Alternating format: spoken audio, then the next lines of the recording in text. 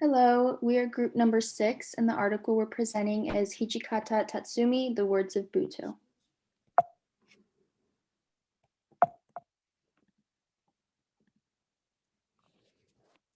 The article is by Kurihara Nanaku, and she has an extensive background in journalism and is known throughout Japan and the US for various articles and publications.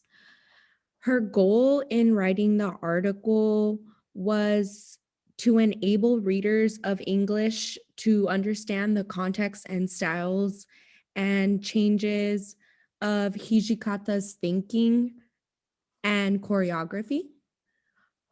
The article has various overviews, which include introduction of founders of Butoh, the origin of Butoh and its influences, what Butoh as a genre is, Butoh's relationship to the body and mind, and it also explains the resistance between Butoh and the traditional Japanese culture. Kurihara Nanako's main point in her article can be seen when she writes, quote, Hijikata's relatively early death, self-mystifying character, and extraordinary works have made him a mythic figure, end quote. The point of Nanako's article is to summarize Hijikata's short but well-spent life and highlight the significance of the Butoh dance. This quote was picked because it holds all of what will be written about in a simple sentence. Kurihara explained that while World War II had an influence on the attitudes of Japanese artists at the time, it wasn't a main source of inspiration for Hijikata's Butoh. Instead, it began a movement that inspired artists to go against set norms and delve into experimenting with new media. Later, he discovered Jean Genet, who was a French writer that often wrote absurdist fiction and extensionalism. Kurihara explains that within the article to Hijikata, quote, the body is a metaphor for words and words are a metaphor for the body, end quote. In development of his work, Butoh became more than a replication of an idea, but the essence of those ideas of life and death. Kurihara also notes that post-war Japan's industrialization happened to inspire Hijikata's work as it reflected on the ideas of loss felt all throughout Japan, loss that was mainly caused by air pollution, food shortages, and economic hardship for most Japanese citizens.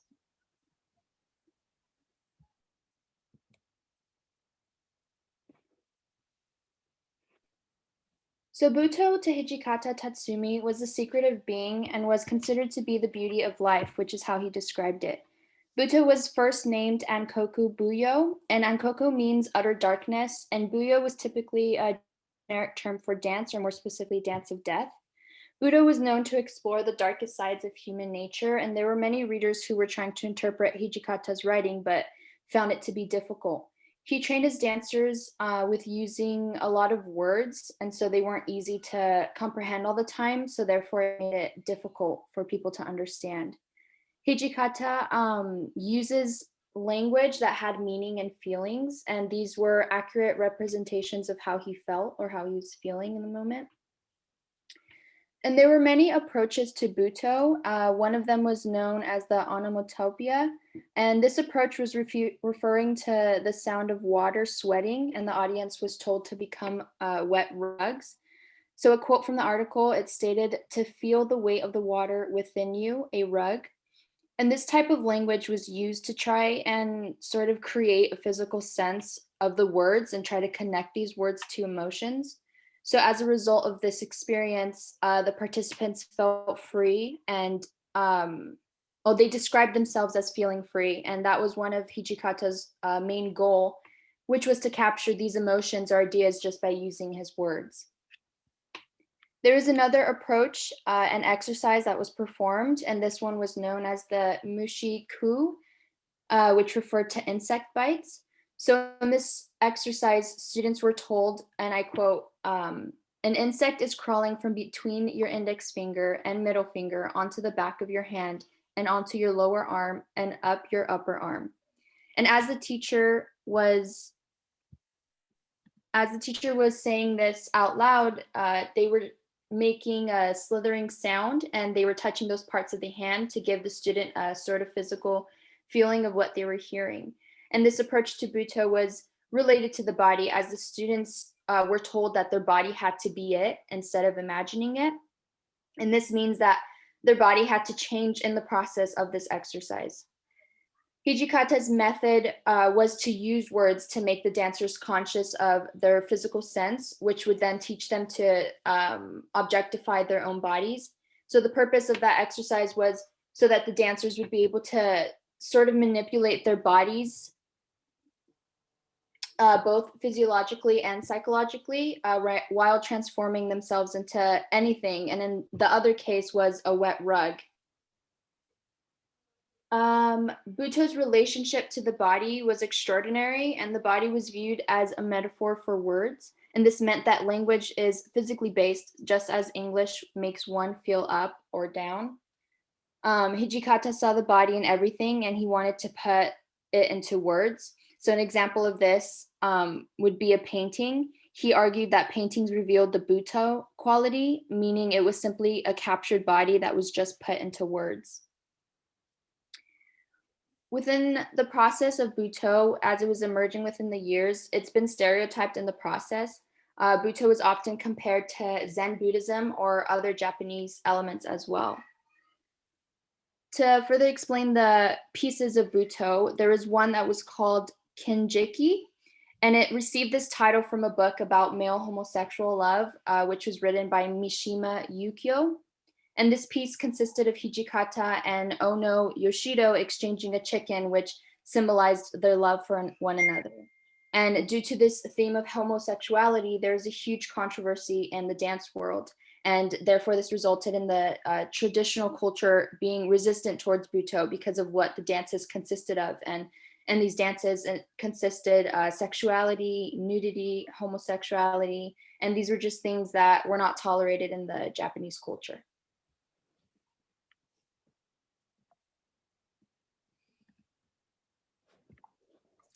So here we have two images and two videos on the Butoh dance. In the first image, it comes from a performance that was depicting the discovery of Rome with reference to a poem. In the performance, the Butoh dancer was nearly naked and had his face painted as his costume, since this is how most Butoh costumes are. This performance took place in Costa Rica at the Butoh Dance Festival. Dance director Fred Herrera once visited Japan and experienced Butoh dancing. This motivated him to bring Butoh dancing to Costa Rica so that others could experience watching the dance. This comes to show how Butoh has evolved from time to time in other countries as well. In the second image, we have famous Butoh dancer Akaji Maro performing Crime and Punishment.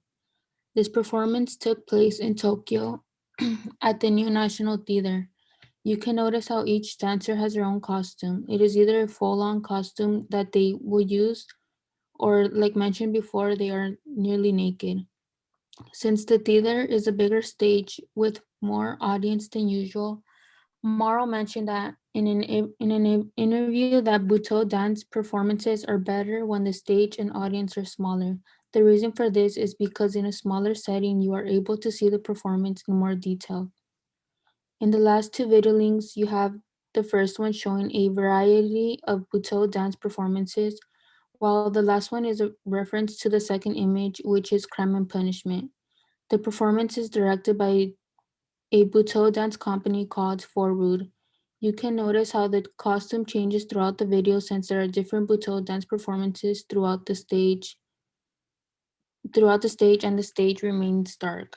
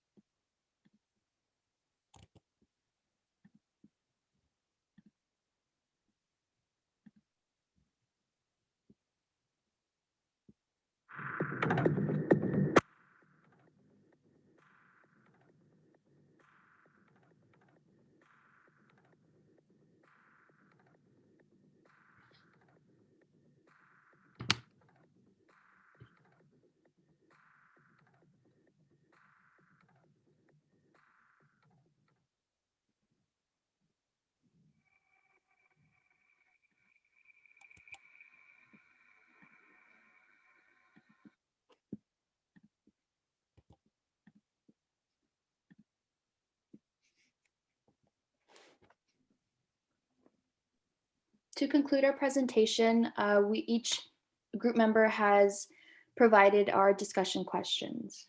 Thank you.